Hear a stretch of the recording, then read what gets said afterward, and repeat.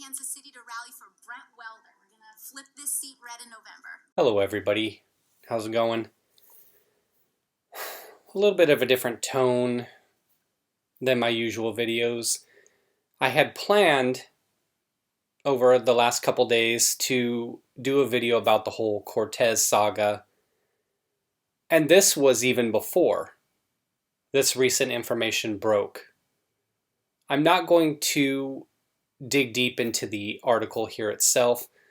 We'll read the headline real quick, but there's another thing that I want to talk about, something it's more troubling to me, and it's things that I've talked about as they pertain to politicians, people in leadership positions, where it's like the phrase goes, absolute power corrupts absolutely.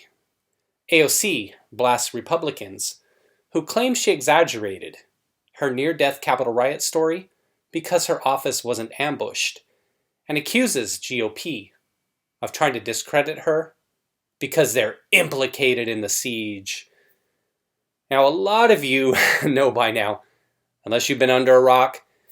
If you've been under a rock, tell me where it's at so I don't have to deal with this madness, but the events at the Capitol, Cortez trying to call out Ted Cruz. I don't think Hawley so much, but Ted Cruz saying things like, you tried to have me murdered, I don't want to work with you on any kind of legislation going forward. That was more so the tweet with the whole GameStop thing last week. So then a couple days ago, she comes out and she's talking about, let me scroll down here a little bit for you, and does this number here on a live stream where she's talking about being a survivor of an assault. Possibly it happened, but it's like I say, when you're somebody that's high profile like that, very few people, you and I, will never have that kind of profile most likely. But when you're somebody that's as high profile as that, to come out and make that accusation, pretty serious, pretty damning. Believe all women, as they say on the left, except when the women are accusing Biden, of course. So believe all women is what they tell me. Here's what I say. Name that person. Simple as that. Name the person. Now, that could open somebody up to libel and slander lawsuits should her story not be correct. Anybody can come out and just say anything. You saw the tweet from Jack Posobiec above. Here's her reply to that. He's calling her out, saying that she wasn't even in the Capitol building when the thing happened. So she's out here telling this dramatic story about how somebody was shaking on the doors, like it made it, the doors were coming off the hinges, like so many things were going on. And it turned out that a Republican congresswoman from South Carolina, whose office was just 2 doors down, said no, none of that happened. Now, always keep in mind, one's a Republican, one's a Democrat, but why would somebody 2 doors down tell a drastically different story? Is the Republican trying to downplay? It's possible. Anything is possible, especially with politicians. Posobiec calls her out. She gives her reply, again playing the victim card. Manipulative take on the right is what she says. It's so troubling to me that you have somebody with so much power and influence that regardless of what is true or what's not true, that they keep trying to play the victim card. And it's all about votes, right? It's all about staying in power. She found a way, and they always used to say she was like an actress who tried out for the role of a congressperson. That was kind of the joke a couple years ago. But I wonder if this individual, and I'm saying this stuff legitimately, I'm trying to put any kind of feeling aside. I'm not a fan of hers. Obviously, if you've seen any of my videos, I'm not a fan of hers for the rhetoric she puts out, always saying everybody's hateful, everything's white supremacy, everything's so terrible, this country is the worst. All the while she lays up under a white man every night. It just seems hypocritical to me how you can say all of these things. And then the thing, the rhetoric, I don't care. I mean, I do care, but it doesn't bother me as much as somebody who single-handedly, according to her at the time, leads to Amazon pulling their factory. Remember when they were going to move that factory into NYC? In the area. Wasn't necessarily her district, but in that area. And it was going to create 25,000 new jobs. This individual's over here talking about stupid stuff. Like she was actually stupid. And it's hard to understand that from somebody who went to such a prestigious university as Boston University, got an econ degree, but doesn't understand how the tax breaks worked. In that situation, if you recall, Amazon was going to get some tax breaks. She thought that that was real money that was going to be handed to them. And so once Amazon decided to take their headquarters elsewhere, she cheered. She cheered this stuff on Twitter. Yay, I did it. When they called her out for it later, oh, no, it wasn't me. That's 25,000 jobs. I don't think that was 2020. Hard to tell because 2020 was something, but I want to say it was kind of like the late 2019-ish timeframe, might have melded into 2020, but maybe it was a little bit earlier in 2019 where all of that stuff was happening. And that's my beef with her. And I've talked about that in my videos. And somebody had a comment to me about that. They were saying, well, it's a great thing that she did that because... And he was talking about gentrification. And I hadn't thought about it much at the time. And yeah, it made sense. But isn't the point of gentrification overall to keep raising the level? Obviously, it's going to displace people. Not everybody gets pulled when you're pulling the wagon. Should I go this way, pulling the wagon, rather than this? But you seek to do things in society, in my opinion here, economically, that pull as many people forward or up as possible. People get left behind, obviously. It's the nature of things. You can't pull everybody with you. You have to pull as many people as possible. Those 25,000 people that had their jobs celebrated by her for not coming to that area with that Amazon warehouse, those are 25,000 people that could have been rising and could have seen their income growing. Gentrification, it's not that simple. I think it's a weak-minded argument because we keep rising and rising and rising over time, right? Every time we pull more and more people with us. To sit there and just act like just because 3 people out of 10, for instance, got left behind. Well, 7 got pulled ahead.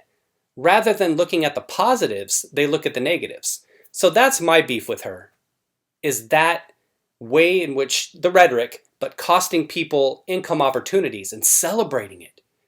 And then you come on here and you're selling $58 sweatshirts, talking about how horrible the system is, and you're selling $58 sweatshirts? Come on. What are we doing here? So then how that all ties together, and I harped on that too much, I think, but how that all ties together is you have an individual who seems to be somebody that's a pathological liar. You can certainly clap back on that and say, when I say clap back, I'm too old to be saying stuff like that, but you can kind of come back at me and say, well, pathological liar, well, of course, she's a politician. They all do it. And it's what I've always said is, why do we accept this from our politicians? And it's what people elect, though, right? So, like I've said before, I can't knock her constituents. They elected her. And the same, you can point to any of the parties. You can point to any of these people you want to name. Go ahead. Pelosi, Schumer, McConnell, whoever you want to name. Go ahead. It doesn't matter to me. I'm not them. Whataboutism? It doesn't matter to me. I'm not them. But I don't understand how somebody can keep playing this victimhood role when, sure, there was a point in her life where she was a bartendress. My understanding is that her family was pretty decently well off, and to attend Boston University, that college is not cheap. You had to have achieved pretty well academically to get in. You got a degree. Not sure why she became a bartender afterwards instead of an economist or something. But to continually play the victim card. I don't understand how somebody, are they right up here? Is she really right in the head? Or does she really believe that she's a victim? Has she found a way to look at people who in our society are not well off? There's a lot of them. There's a lot of people in our country living in poverty. So many, way too many. For a first world country to have the levels of poverty we have, it's damn embarrassing. You could talk about economic inequality. That's fine. I talked about this in my video last night. I love living in a society where people can make as much money as they want with their drive. And equality is out there in terms of opportunity. Equity, not so much concerned about that, as long as everybody has equality of opportunity. I certainly get that. I love the corporations. I get their place. I know they have to pay their fair share, and if they're not, that's certainly an issue. I get that. But I love living in a place where we can continue to drive forward and achieve. But you're trying to tell me that this person with so much power now, so much influence, and I don't doubt that if she's not a millionaire already, that it's coming soon. Book deals, Netflix specials, all those things, if they haven't come, they're coming. I don't understand how somebody who's so well off and powerful now can continue to pretend to be a victim. I just don't get it. I just don't understand how people can continue to lie. I don't always have all of the facts. There's a lot of things I miss. I would never just blatantly lie to somebody just to gain some kind of following or some kind of influence. Why would I? Such a small personality, if even a personality at all. But just making these videos and staying up with current events, it just makes me wonder how people get to be like this. And I've talked about this in the past, and I'll kind of wrap it up here. It's getting a little long-winded, but I think a lot of you kind of get my point with this.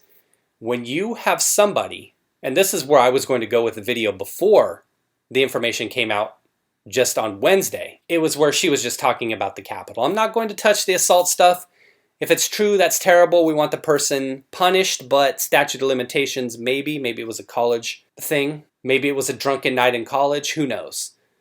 I would bet that there were probably many knocks at her dorm room door during her time there, and the door was open many times. Not even touching that. Just this way in which she tries to put out there this victimhood mentality, trying to act like her life was in danger, how it was so traumatizing. Here's what she said. That's town hall, of course, consider the source. I believe injustice is a threat to the safety of all people. Because once you have a group that is marginalized and marginalized and marginalized, once someone doesn't have access to clean water, they have no choice to riot. And it doesn't have to be that way. I'm not even talking about the Palestinians. I'm talking about communities in poverty in the US, Latin America, so on and so forth. So she's talking about rioting. And this is a August 2019 article from Katie Pavlich. Hi, Katie. I always got to say hi every time I see her on the screen. Whew. But you have somebody who's out here talking about rioting as an answer. Somebody who didn't denounce and even encouraged rioting in 2020 with BLM. It's like I always say, you can always find a way to justify something if it's satisfying what your cause is. If your team is the one winning or doing the thing, you can always find a way to justify it. Oh, it's in the name of social justice. Billions of dollars, countless lives lost, businesses destroyed, so much damage. And she didn't do anything to quell that, as far as I know. Now, if I have that wrong, check me on that. Like I said, I don't want to ever put out false information, but I don't know everything. I don't want to blatantly lie, though. So if there's something I'm missing, if she told BLM and Antifa to back down, please tell me. Please educate me on this. But then to sit up here and act like you're a victim, to act like your life was in danger, and this was what I was going to say before this stuff came out on Wednesday. I was going to say, good.